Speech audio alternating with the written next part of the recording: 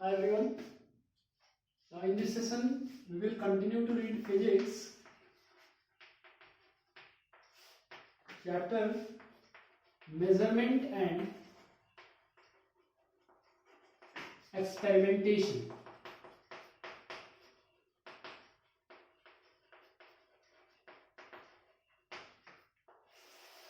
In my last lecture I discussed about fundamental units and derived units.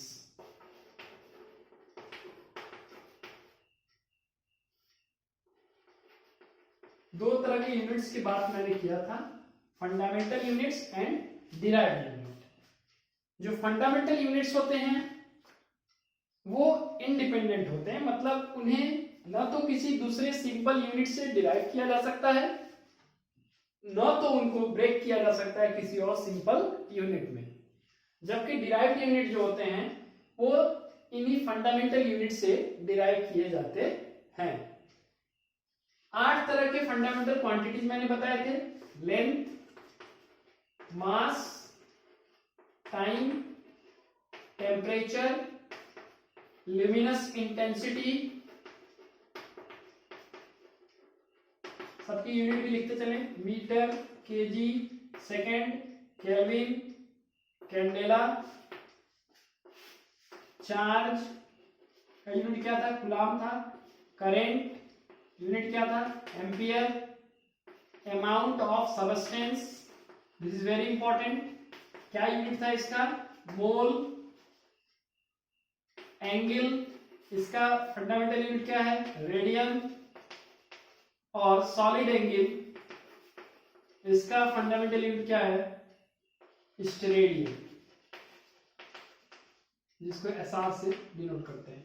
ये 8 fundamental units हमने discuss किया था और कई सारे डिराइव्ड यूनिट भी मैंने निकाल के दिखाया था, जैसे एरिया, तो एरिया इक्वल टू क्या होता है, length into breadth, basically this is also length, this is also length, ये दोनों लंबाई ही तो है, एक इधर से नाप रहे हैं आप लंबाई, एक इधर से नाप रहे हैं, तो इसका यूनिट क्या होगा, metre into metre is equal to metre square. So here you can see the unit of area which is meter square is ultimately derived from fundamental unit।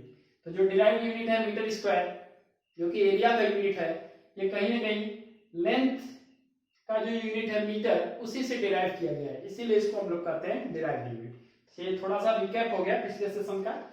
By the way, यदि किसी का पिछला class छूट गया हो तो आप उसको जाकर देख सकते हैं प्लेलिस्ट में, ठीक है, बेसिक फिजिक्स प्लेलिस्ट में आपको वो वीडियो मिल जाएगा, ठीक है। चलिए, जो लोग लाइव जुड़े हुए हैं वो जो है क्लास को बहुत अच्छे से समझ रहे होंगे, और मैं एक ही चीज कहता हूं कि अगर आप डेली कंटिन्यूअसली अगर थोड़ा थोड़ा पढ़ते रहेंगे तो आपकी नॉलेज बहुत अच्छी हो जाएगी, ठीक है ना। तो मैं यही चाहूंगा कि आप क्लास को रेगुलरली अटेंड करिए और थोड़े थोड़े छोटे छोटे स्टेप्स में आप अपनी फिजिक्स, केमिस्ट्री, बायो, मैथ सारे पोर्शन को स्ट्रॉन्ग कर लेंगे, ठीक है ना। Okay, so in this session we will discuss about system of units. पिछली क्लास में मैंने बात किया कि जो भी यूनिट हम लोग यूज करते हैं किसी भी फिजिकल क्वांटिटी को मेजर करने के लिए, ठीक है, जैसे आप किसी भी चीज का वेट निकालना चाहते हैं, किसी चीज का लेंथ निकालना चाहते हैं, ठीक है, या फिर और किसी फिजिकल क्वांटिटी को आप मेजर करना चाहते हैं, तो आप जो भी यूनिट आप सेलेक्ट करेंगे उसके कुछ कैरेक्टरिस्टिक होने चाहिए, मतलब there should be some common characteristic for a unit to be called a good unit, ठीक है। किसी भी यूनिट को हम लोग अच्छी यूनिट तभी कर सकते हैं जब सबसे इंपॉर्टेंट बात है कि वो कन्वीनियंट साइज का होना चाहिए, उसमें डाउट नहीं होना चाहिए, यानी उसका वैल्यू एक जगह से दूसरी जगह जाने पर चेंज नहीं होना चाहिए, और वो आसानी से रिप्रेजेंट किया जा सके।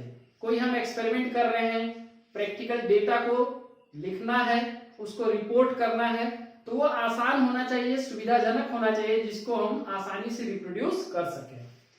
तो इसलिए साइंटिस्ट ने ये सोचा कि कुछ यूनिट्स हम लोग को ऐसे डिफाइन करने चाहिए जो कि पूरे वर्ल्ड में एक्सेप्टेबल हो, ठीक है, उसी से पूरे वर्ल्ड में मेजरमेंट का काम किया जाए। जैसे लेंथ के लिए, मास के लिए, टाइम के लिए, अलग अलग जो फिजिकल क्वांटिटी हमारे, उनके लिए एक पार्टिकुलर यूनिट होना चाहिए और उसी यूनिट को पूरे वर्ल्ड को एक्सेप्ट करना चाहिए, जिससे जो भी सामान का आदान प्रदान होता है, ट्रेड होता है, या फिर हम आपस में, चाहे वो हम अपने घरों की बात करें, अपने कंट्री की बात करें, या पूरा ग्लोबली इंटरनेशनल ट्रेड की बात करें, जैसे बहुत सारी चीजें हम लोग को विदेश से खरीदनी पड़ती है। जैसे आप जानते हैं कि जो पेट्रोलियम प्रोडक्ट्स है, ठीक है, वो खाड़ी देशों से आता है, यहाँ पे अरब देशों से, ठीक है ना, तो वहां से आ रहा है, तो जाहिर सी बात है कि इंटरनेशनल ट्रेड हो गया।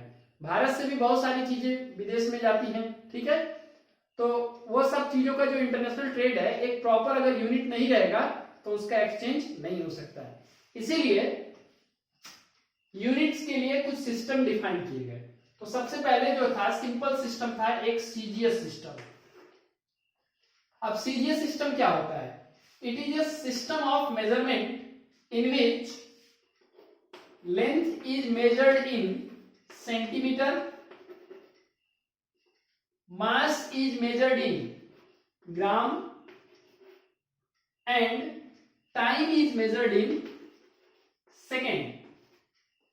तो ऐसा सिस्टम जिसमें लेंथ को सेंटीमीटर में मेजर किया जाता है, मास को ग्राम में मेजर किया जाता है और टाइम को सेकेंड में मेजर किया जाता है, वैसे सिस्टम ऑफ मेजरमेंट को कहते हैं सीजीएस सिस्टम। ये जो शॉर्ट फॉर्म बना है इसका, इसी से बना है, CGS, ठीक है। तो इसके नाम में ही देखिए इसका जो है पूरा डिफिनेशन छिपा हुआ है।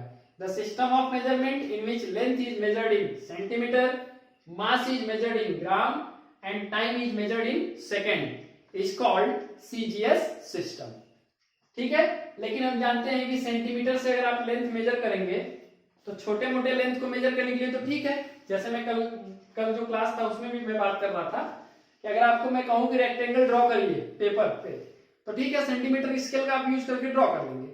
लेकिन कहा जाए कि आप अपने जगह से कैपिटल ऑफ इंडिया यानी दिल्ली का डिस्टेंस सेंटीमीटर में मेजर करिए, तो it is very typical and very tough task. तो उसके लिए हम लोग किलोमीटर का यूज करते हैं ना।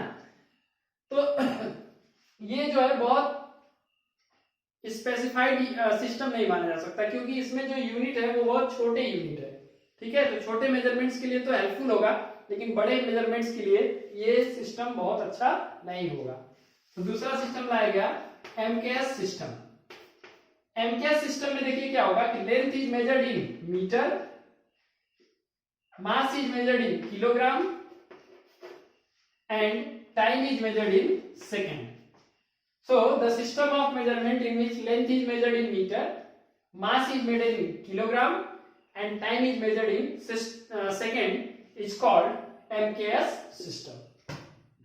बाद में इसी MKS सिस्टम को थोड़ा और एक्सपेंडेबल किया गया। एक्सपेंडेबल इन द सेंस, जैसे यहाँ तीन फिजिकल क्वांटिटी लिया गया है, लेंथ, मास और टाइम, ये तीनों फंडामेंटल क्वांटिटी है ना। अभी मैंने आपको बताया रिकैप करते समय कितने फंडामेंटल क्वांटिटी, 10 फंडामेंटल क्वांटिटी मैंने बताया। तो तीसरा जो सिस्टम आया एसआई सिस्टम, वो थोड़ा सा ब्रॉड सिस्टम है और वो बेसिकली जो है एमकेएस का ही एक्सटेंडेड फॉर्म है, ठीक है।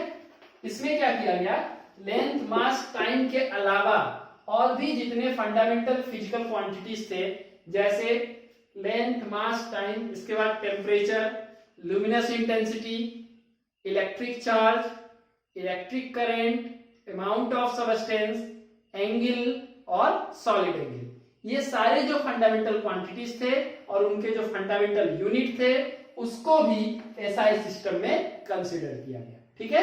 तो बच्चे पूछते हैं सर एमकेएस सिस्टम और एसआई सिस्टम में क्या डिफरेंस है। तो जब एसआई सिस्टम में भी हम लोग लेंथ को मीटर में मेजर करते हैं, मास को केजी में मेजर करते हैं और टाइम को सेकंड में ही मेजर करते हैं, तो फिर एसआई सिस्टम और एमकेएस में क्या डिफरेंस है? बहुत क्लियर डिफरेंस है। MKS system considers only three fundamental quantities, that is mass, length, mass and time, while SI system covers all the fundamental physical quantity, सारे फंडामेंटल फिजिकल क्वांटिटी और उनके fundamental units को SI system में consider किया गया है। ठीक है ना। तो ये हमारे 3 तरह के सिस्टम ऑफ यूनिट्स हो गए। ठीक, अब जो है बेसिकली हम लोग लेंथ, मास और टाइम, ये 3 यूनिट को कैसे डिफाइन किया गया और ऐसा डिफिनीशन जो कि पूरा वर्ल्ड एक्सेप्ट करता है। ठीक है ना, यानी पूरे वर्ल्ड में लेंथ को ऐसा यूनिट मीटर माना गया, मास का ऐसा यूनिट केजी माना गया और टाइम का ऐसा यूनिट सेकंड माना गया और इसकी वैल्यू फिक्स रखी गई, जिससे कि किसी भी कंट्री में जब किसी पार्टिकुलर फिजिकल क्वांटिटी का मेजरमेंट किया जाए तो उसके वैल्यू में कोई डाउट क्रिएट ना हो। ऐसा ना हो कि हम लोग कुछ और 1 मीटर का कुछ और वैल्यू रख रहे हैं, जर्मनी में उसकी वैल्यू कुछ और है, इजराइल में उसकी वैल्यू कुछ और है, इटली में उसकी वैल्यू कुछ और है। ऐसा नहीं होना चाहिए। पूरे वर्ल्ड में जो भी फिजिकल क्वांटिटी है, जो भी यूनिट यूज कर रहे हैं, उसका जो पार्टिकुलर कांस्टेंट वैल्यू है वो फिक्स होनी चाहिए। तो इसके लिए क्या किया गया कि पार्टिकुलर डेफिनेशन उनके लिए डिफाइन करने के लिए यूज किया गया और एक्सपेरिमेंट के बेसिस पर फिर आगे चल के उनको डिफाइन किया गया। ठीक है, तो चलिए हम लोग एक एक को डिफाइन कर लेते हैं। सबसे पहले जो लेंथ का यूनिट है मीटर, उसको कैसे डिफाइन किया गया? 1 मीटर, 1 मीटर को कैसे डिफाइन किया गया? अब 1 मीटर को 1791 में सबसे पहली बार इसको डिफाइन किया गया। 1 मीटर कितना होगा और डिफाइन किसने किया? Paris academy of science.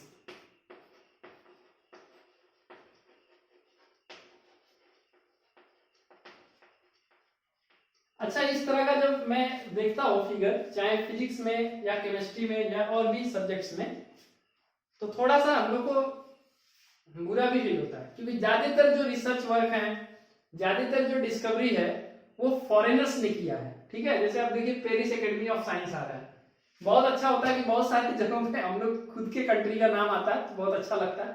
और कहीं ना कहीं हम लोग जो यूथ है उस पर ये जिम्मेदारी है कि अब तक तो नहीं हुआ, पर अब हम जो है पढ़ाई ऐसा करें कि आने वाले समय में जो भी डिस्कवरी हो उसमें इंडिया जो है टॉप पे होना चाहिए। ठीक है, तो इसके लिए क्या है कि अचानक से तो होगा नहीं भाई, है ना, अचानक से नहीं होगा।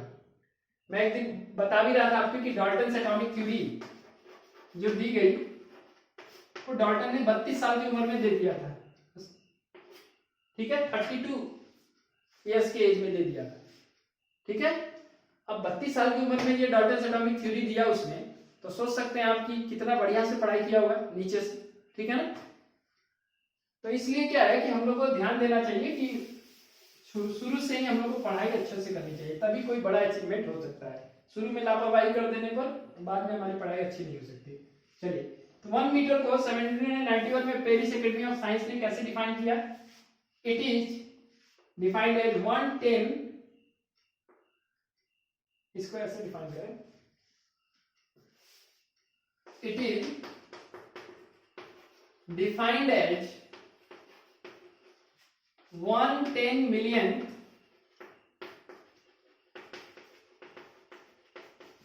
part of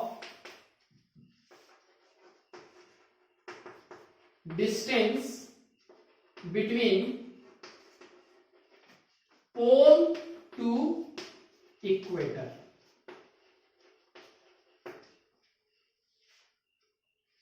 ठीक है, मतलब क्या हुआ? मतलब ये हुआ कि ग्लोब अगर आप देखिए, जो अर्थ का एक मॉडल है, ये पोल्स हो गए और ये क्या है? इक्वेटर है। तो पोल से इक्वेटर तक के डिस्टेंस का 1/10 मिलियन, यानी 10 million thing 10 into 10 power 6 part. ठीक है, यहां से पोल से इक्वेटर तक का जो डिस्टेंस है उसका 1/10 मिलियन पार्ट जो है उसी को कहा गया 1 मीटर। ठीक है, अब जो है ये वैल्यू को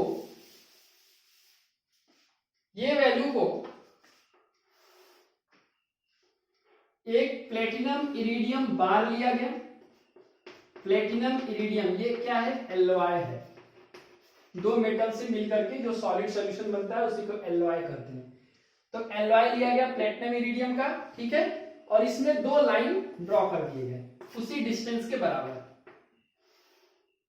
और इसी लाइन के बीच के डिस्टेंस को कहा गया 1 मीटर, यानी this distance is equal to 1/10 millionth part of the distance between pole to equator, ठीक है। और ये जो है इसको जो है international bureau of weight and measurement at Sevres near Paris, Paris में ये जगह है, वहां पर international bureau of weight and measurement एक कॉन्फ्रेंस जो किया गया, उसमें एक प्लेटिनम इरिडियम सिलेंडर में 2 लाइन ड्रॉ किए गए जिसके बीच का डिस्टेंस इसके बराबर था, इसी को रख दिया गया कांस्टेंट टेम्परेचर पर, कांस्टेंट टेम्परेचर पर, और इसी लेंथ की जो वैल्यू है उसी को कहा गया 1 मीटर। या हम लोग इसको ऐसे भी डिफाइन कर सकते हैं, 1 metre is the distance between 2 parallel lines drawn on platinum iridium cylinder या platinum iridium bar kept at International Bureau of Weight and Measurement Sevres near Paris, ठीक है। तो 2 तरह से ये ओल्ड डिफिनीशन है मीटर का, 1 मीटर का ये ओल्ड डिफिनीशन है, ठीक है।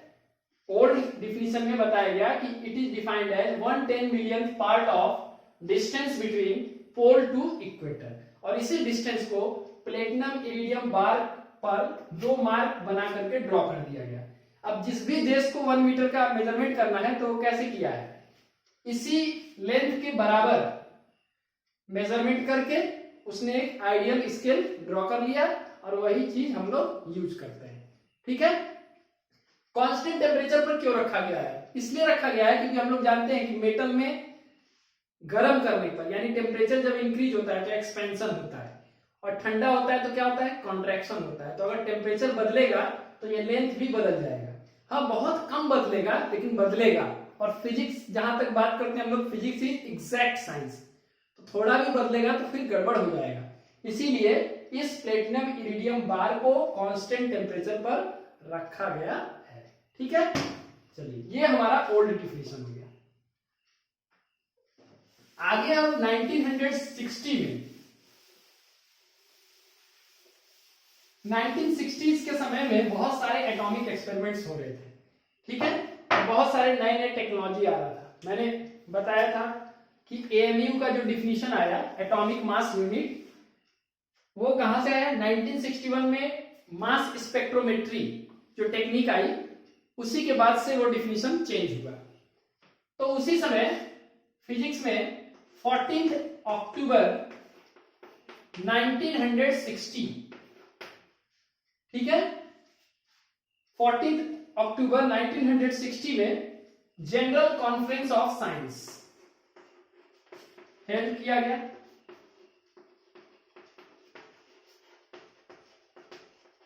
ठीक है, जो भी चीज हम लोग पढ़ते हैं ना बुक में, ऐसा नहीं है कि सिंपल एक डिफिनेशन याद कर लीजिए, उसके बैकग्राउंड को जब जानेंगे तो आपको इंटरेस्ट क्रिएट होता है कि ये जो चीज आज हम लोग पढ़ रहे हैं, जो चीज हम लोग देख रहे हैं, आपके घर में फैन लगा होगा तो फैन एक दिन में नहीं बना होगा, इसके पीछे बहुत सारे साइंटिस्ट लोगों ने वर्क किया होगा और बहुत सारे मेहनत करने के बाद जाकर के इतना अच्छा डिवाइस दिए कि स्विच ऑन करिए हवा लगने लगता है, एसी लगा दिए, स्विच ऑन किए, रिमोट से ऑन किए, ठंडा हो गया माहौल।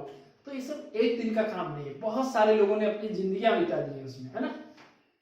14 अक्टूबर 1960 में जनरल कॉन्फ्रेंस ऑफ साइंस में 1 मीटर को एटॉमिक स्केल पे डिफाइन किया गया।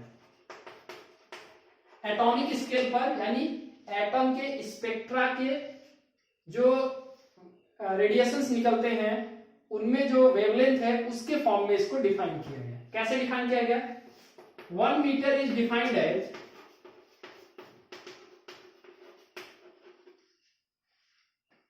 1,650,763.73 times the wavelength of specified orange red orange red spectral line in emission spectra of krypton 86। ठीक है, अब इमिशन स्पेक्ट्रा क्या होता है मैं थोड़ा सा शॉर्ट में बता रहा हूं, हालांकि ये टॉपिक बहुत डिटेल है। स्पेक्ट्रा जो है बहुत ही डिटेल कॉन्सेप्ट है। मैं सिंपल से आपको बता रहा हूं कि अगर कोई एटम पर ऐसे एनर्जी रेडिएशन इंसिडेंट है तो कुछ समय बाद जब इससे बाहर वो रेडिएशन निकलेगा तो जरूरी नहीं है कि इसका जितना एनर्जी था उतना ही एनर्जी यहाँ मिलेगा। हो सकता है उससे एनर्जी कम हो जाए। कम क्यों होगा, कुछ पार्ट ये एब्जॉर्ब कर लेगा। तो जो इमिट होगा रेडिएशन उसी का जब हम लोग स्टडी करते हैं तो वो इमिशन स्पेक्ट्रा होता है। और कितना उसने एब्जॉर्ब किया उसको अगर स्टडी करते हैं तो वो कहलाता है एब्जॉर्प्शन स्पेक्ट्रा। ये मैंने शॉर्ट में आपको बताया, ठीक है, बहुत ही बेसिक चीज बताया कि कोई इंसिडेंट रेडिएशन किसी एटम पर गया तो उसका कुछ पार्ट वो एब्जॉर्ब कर सकता है, बाकी जो इमिट होगा उससे या रेडिएशन का इमिशन होगा तो हो सकता है कि उसकी एनर्जी ज्यादा हो जाए, हो सकता है उसकी एनर्जी कम हो जाए, या हो सकता है उसकी एनर्जी इक्वल ही रहे। तो जो निकलने वाली जो रेडिएशन होगी उससे अलग अलग जो रेडिएशन मिलेंगे उसका जो पैटर्न आपको मिलेगा उसी को हम लोग कहते हैं इमिशन स्पेक्ट्रा। एक एग्जांपल के तौर पे बता दूं, जैसे आपने रेनबो देखा होगा, रेनबो में कितने कलर होते हैं? 7, DIBGYOR। ठीक है, तो ये 7 कलर का जो है ये कहलाता है visible spectrum. Visible spectrum, spectrum का मतलब होता है कई फ्रीक्वेंसी के रेडिएशन उसमें रहेंगे, यानी कई रेडिएशन का एक साथ जब हम लोग बात करते हैं तो उसी को हम लोग क्या कहते हैं? स्पेक्ट्रम कहते हैं। ठीक है, तो ये इमिशन स्पेक्ट्रम में जो ऑरेंज रेड लाइन होगी उसके वेवलेंथ का 1650763.73 टाइम्स जो वैल्यू होगा उसी को मॉडर्न डिफिनेशन में कहा गया 1 मीटर। ठीक है, मिटा दो इसे। 1 मीटर इज डिफाइंड एज, देखिए 1650763.73 times the wavelength of specified orange red spectral line in emission spectrum of krypton 86। Krypton 86 जो एटम है उसके इमिशन स्पेक्ट्रम में ऑरेंज रेड लाइन के वेवलेंथ का 1650763.73 टाइम्स जो वैल्यू होगा उसी को कहते हैं 1 metre. This is modern definition of metre. This is modern definition of 1 metre. ठीक है, और ये जो है वेरी नहीं करेगा, ये एग्जैक्ट होगा, ज्यादा अच्छा डिफिनेशन इसको माना जाएगा। ठीक है ना, ओके। अब जो है इसमें ये बताया गया कि मीटर को हम लोग कैसे डिफाइन कर लिए। अब अगर हम लोग को बड़े मेजरमेंट्स करने होंगे तो इसी मीटर को दूसरे फॉर्म में चेंज कर सकते हैं, किलोमीटर में चेंज कर सकते हैं। ठीक है, और अगर छोटे मेजरमेंट करने होंगे तो उसके सब मल्टीपल्स में चेंज कर सकते हैं, जैसे मिलीमीटर हो गया, नैनोमीटर हो गया। तो इसको मैं बता दूं थोड़ा सा आपको, सब multiples of metre.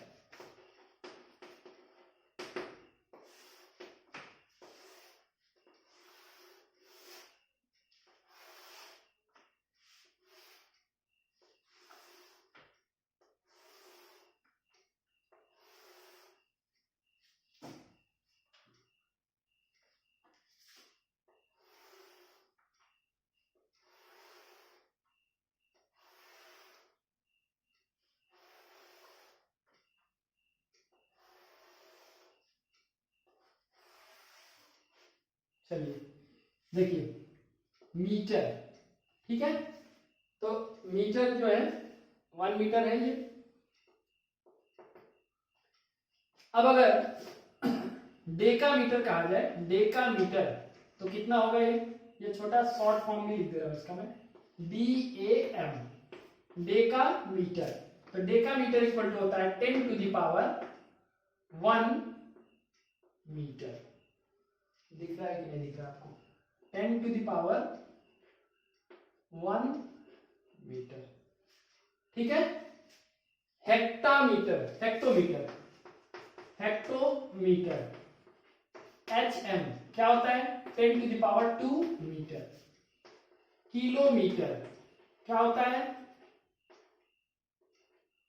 KM 10 to the power 3 metre. ठीक है, डेसीमीटर मतलब dm क्या होता है 10 टू द पावर -1 मीटर। छोटे यूनिट हो गए ये क्या है, इनसे बड़े हैं। सेंटीमीटर cm क्या हो जाएगा 10 to the power -2 metre. Millimetre mm क्या हो जाएगा 10 टू द पावर -3 मीटर। फिर हो जाएगा माइक्रोमीटर। माइक्रो के लिए स्पेशल सिंबल है, देखिए म्यू लिखते हैं, म्यू पढ़ते हैं इसको। 10 to the power -6 metre. Nanometre nm 10 to the power -9 metre. फिर पिकोमीटर pm क्या हो जाएगा 10 पावर -12 मीटर। तो बहुत ही इंपॉर्टेंट है, क्योंकि आगे जब भी हम लोग फिजिक्स का न्यूमेरिकल करते हैं तो लिख देगा पिकोमीटर, नैनोमीटर, ठीक है। तो हम लोग कन्वर्ट करने में हम लोग को बहुत दिक्कत होती है, तो ऐसा नहीं होना चाहिए। एक और मैं बता दे रहा हूं, एंगस्ट्रॉम, ठीक है। तो 1 एंगस्ट्रॉम इक्वल टू क्या होता है 10 टू द पावर -10 मीटर, ठीक है। तो ये सारे जो कन्वर्जेंस के लिए बहुत इंपॉर्टेंट होंगे। अभी हम लोग फर्स्ट लेसन में हैं, आगे जितने भी हम लोग पढ़ेंगे तो वहां यूनिट आएगा। फिजिक्स में न्यूमेरिकल्स होना ही होना है, और न्यूमेरिकल्स में यूनिट को एसआई यूनिट में चेंज करने आना चाहिए। अब क्वेश्चन में दिया रहेगा मिलीमीटर, तो आपको पता होना चाहिए कि 1 millimetre equal to 10 power -3 metre. इसलिए बहुत ही इंपॉर्टेंट है, इसको कई बार लिख करके आपको एक्सपर्ट बन जाना है इसमें, ठीक है ना। ओके, तो आप इसको नोट कर लीजिएगा, ठीक है ना। चलिए ये देखिए तीनों जो है मीटर से बड़े यूनिट हैं, और ये सब नीचे जो लिखा गया मीटर से छोटे यूनिट है। तो अगर अब इसमें क्या बताया गया, आपको रिप्रेजेंट मीटर में ही करना है। अगर मेजरमेंट बहुत बड़ा है तो आप ये सब यूज कर सकते हैं, बहुत छोटा है तो उसके अकॉर्डिंग आप इस तरह से यूज कर सकते हैं, ठीक है। चलिए अब दूसरा आता है हमारा मास का unit kilogram.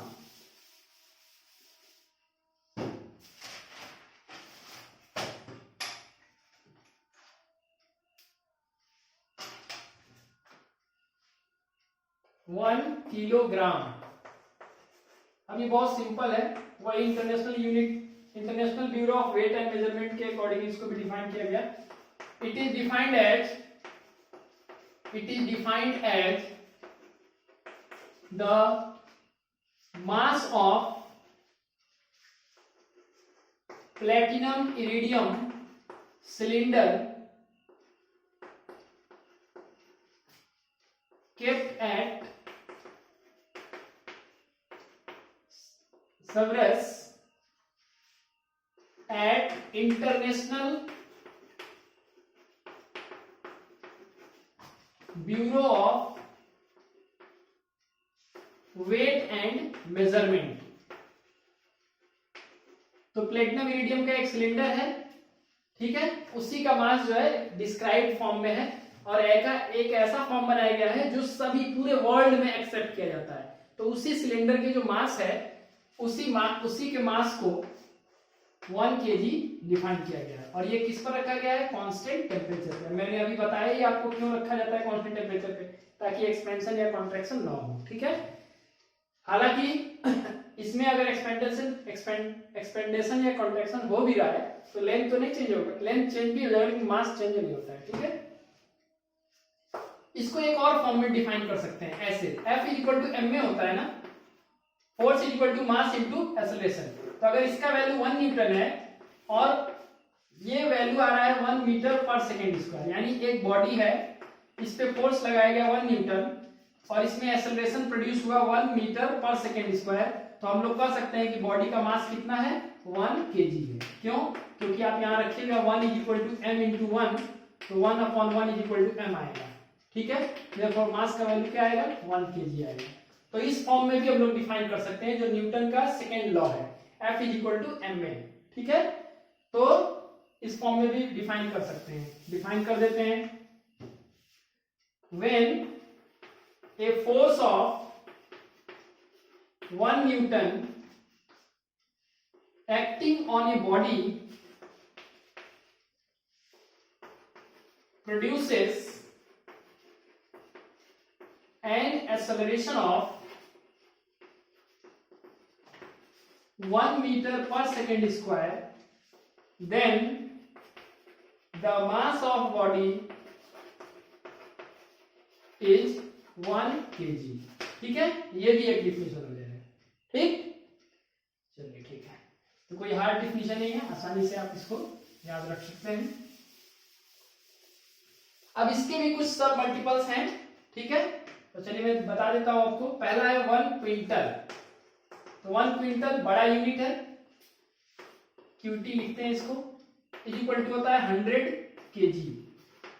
1 ton, 1 ton is equal to क्या होता है 10⁻³ या 1000 केजी।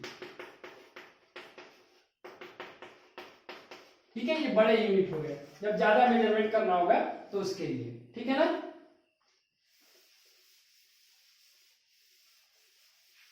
चलिए अब जो है आगे हम लोग देख लेते हैं डेकाग्राम। डेकाग्राम का मतलब पहले क्या हुआ? डेकाग्राम का मतलब हुआ 10⁻1 ग्राम। अच्छा पहले, अच्छा हेक्टोग्राम का मतलब क्या होगा? मैं इसका शॉर्ट फॉर्म में लिख दूं DAG HG। इसका मतलब हो गया 10⁻1 ग्राम। अभी आपको बताया था मैंने, डेका जब भी लगता है 10⁻1 करते हैं, और ये ग्राम लगा है तो 10⁻1 ग्राम हो गया। हेक्टो में 10⁻2 ग्राम। और ग्राम में क्या होता है? 1 ग्राम इक्वल टू कितने किलोग्राम? 1 ग्राम इक्वल टू होता है 10⁻³ केजी। तो जब आप इसको केजी में बदलना होगा, जो आपका एसआई यूनिट है, केजी में बदलना होगा, तो ग्राम वाला वैल्यू रख दीजिएगा। ये क्या हो जाएगा 10⁻1 इंटू 10⁻³ केजी, यानी ये 10⁻² केजी हो जाएगा। ये क्या होगा 10⁻2 इंटू 10⁻³ केजी इक्वल टू हो जाएगा 10⁻⁻1 केजी। ठीक है, अच्छा उसी तरह से मिलीग्राम। मिलीग्राम में क्या हो जाएगा 10⁻³ ग्राम, यानी 10⁻³ इंटू 10⁻³ केजी, क्योंकि 1 ग्राम का वैल्यू हम लोग रखेंगे यहाँ पे 10⁻³ हो जाएगा 10⁻6 केजी। फिर हो जाएगा माइक्रोग्राम। माइक्रोग्राम क्या होगा? तो माइक्रो में क्या होगा 10⁻6 ग्राम, यानी 10⁻6 इंटू 10⁻³ केजी इक्वल टू हो जाएगा 10⁻9 केजी। सारी वैल्यू जो है खुद करिएगा, ठीक है ना। खुद करने से क्या होता है कि आपको ये कॉन्सेप्ट क्लियर हो जाएगा। ये रटने की जरूरत नहीं है, ऐसा नहीं कि इसको पूछा जाता है आपसे, नहीं बिल्कुल नहीं। लेकिन जब न्यूमेरिकल्स करेंगे तो कन्वर्जन करने आना चाहिए आपको, है ना। तो डेकाग्राम में क्या होगा? डेका का मतलब होता है 10⁻1 और ग्राम की जगह ग्राम लिख दिए। अब 1 ग्राम इक्वल टू क्या होता है 10⁻³ केजी, तो यहाँ मल्टीप्लाई कर दीजिए उससे, तो ये हो जाएगा 10⁻1 10⁻³ पावर, जब बेस सेम होता है पावर को ऐड करते हैं तो 1 प्लस -3 यानी 10⁻1 - 3 यानी 10⁻2। ठीक है ना, ऐसे ये सॉल्व किया गया। तो ये हो गया हमारे सब मल्टीपल्स ऑफ किलोग्राम। आप खुद करिएगा इसको, ठीक है ना। मैंने तो बता दिया एक बार, लेकिन आप इसे एक बार करिएगा। चलिए अब तीसरा जो हमारा यूनिट है वो है फंडामेंटल क्वांटिटी, टाइम है। पहले टाइम को डिफाइन कर लीजिए, क्या होता है द इंटरवल। ये कर सकते हैं, टाइम को डिफाइन ऐसे कर सकते हैं, द इंटरवल बिटवीन 2 इवेंट्स, है ना। या आप कहिए कि the interval between 2 situations, interval between 2 events is called time. जैसे आपने क्लास अटेंड करने के लिए जब आए और क्लास अटेंड करके जब आप खाली हो गए, फ्री हो गए, तो दोनों के बीच का जो इंटरवल है उसी को आप क्या कहेंगे? टाइम करेंगे। ठीक है, अब इसके लिए पहले हम लोग डिफाइन करते हैं सोलर डे। सोलर डे क्या होता है? The time taken by earth to complete one rotation along its own axis is called solar day। मतलब अर्थ जो है ऐसे सन के चारों तरफ ऐसे मूव करती है। तो ये जो मूवमेंट है ये आपका रिवॉल्यूशन कहलाता है, और साथ ही साथ अर्थ अपने ही एक्सिस पर लट्टू की तरह ऐसे ऐसे घूमती रहती है। ठीक है, तो इसको हम लोग कहते हैं रोटेशन। तो इस रोटेशन में यानी कि एक बार पूरा रोटेट होने में, अपने ही एक्सिस पर एक बार रोटेट होने में जितना समय लगता है उसको हम लोग कहते हैं सोलर डे। जैसे ये है, तो देखिए एक तो आप देख रहे हैं ऐसे घूम रहा है, लेकिन ये तो पीला आपको दिख रहा होगा ऐसे पीला, लेकिन मानिए समझ लो ये ऐसे ऐसे घूम रहा है, देखिए तो रिवॉल्यूशन भी हो रहा है और रोटेशन भी हो रहा है। डस्टर अपनी जगह भी ऐसे भी तो घूम रहा है, ये जो घूमना है ये रोटेशन हुआ, और साथ ही साथ ये पूरा घूम रहा है, इसको हम लोग कहते हैं रिवॉल्यूशन। तो ये रोटेशन करने में जितना समय लगता है उसी को हम लोग कहते हैं सोलर डे। लेकिन एक रिवॉल्यूशन कंप्लीट करने में जो सोलर डे आएंगे अलग अलग वैल्यू आता है उसका। ठीक है, जैसे एक बार करने में मान लीजिए 23 पॉइंट कुछ आवर्स लगे, दूसरी बार करने में 23 पॉइंट कुछ और आवर्स लगे। तो ऐसे करते करते पूरे रिवॉल्यूशन में जितने भी होंगे सोलर डे, उनका जब एवरेज निकाला जाता है तो उसी को कहते हैं हम लोग मीन सोलर डे। ठीक है, तो mean solar day, mean solar day, the average of varying solar day when Earth completes one revolution around the sun is called mean solar day. मतलब कई सारे सोलर डे में मिल करके पूरा एक रिवॉल्यूशन कंप्लीट होता है, एक रिवॉल्यूशन के कई सारे रोटेशन होंगे, तो सारे रोटेशन का जो एवरेज आएगा वैल्यू टाइम का, उसी को कहते हैं mean solar day, and it is equal to 24 hour. ठीक है, this value is equal to 24 hour. अब इसी के बेसिस पर हम लोग 1 आवर को डिफाइन करेंगे, 1 मिनट को डिफाइन करेंगे और 1 सेकेंड को डिफाइन करेंगे। तो देखिए मैंने क्या लिखा, 1 mean solar day is equal to 24 hour. तो आप क्या लिख सकते हैं, 24 hour is equal to 1 mean solar day.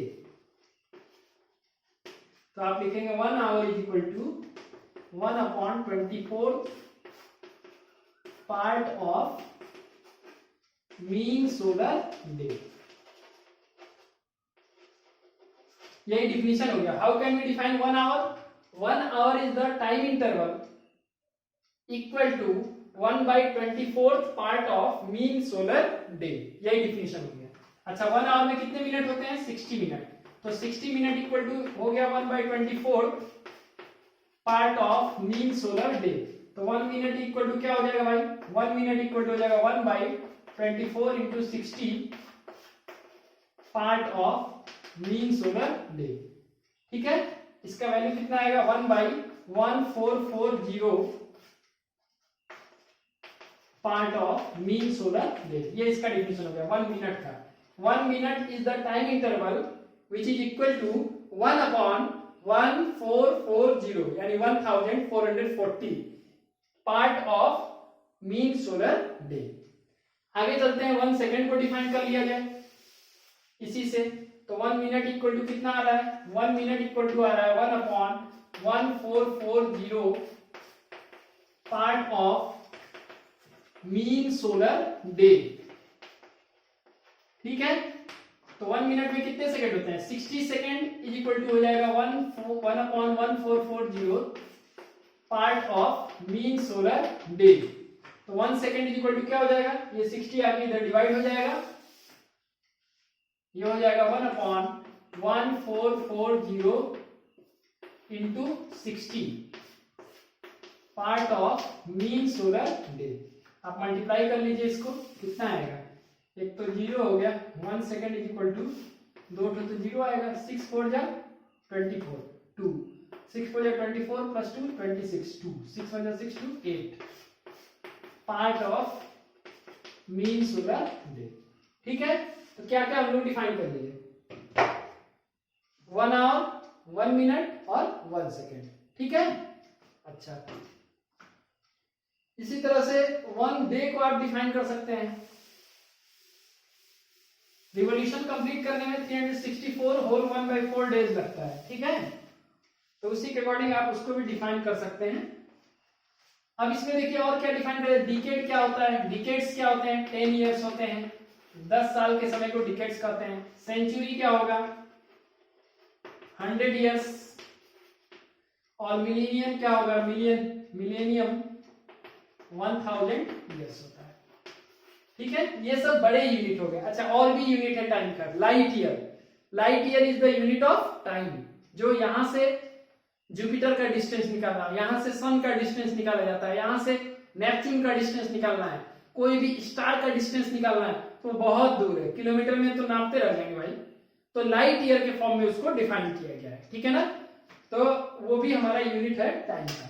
तो इस तरह से ये हम लोग सिस्टम ऑफ यूनिट्स को आज हम लोग समझे, जिसमें मैंने आपको लेंथ, मास और टाइम तीनों के एसआई यूनिट जो दिए गए हैं, लेंथ का मीटर, मास का केजी और टाइम का सेकेंड, उनको कैसे डिफाइन किया गया है, किस फॉर्म में डिफाइन किया गया है, जिससे कि वर्ल्ड में हर जगह उनको एक्सेप्ट किया जा सके, उसके फॉर्म में हम लोगों ने उनका डिफिनेशन देखा।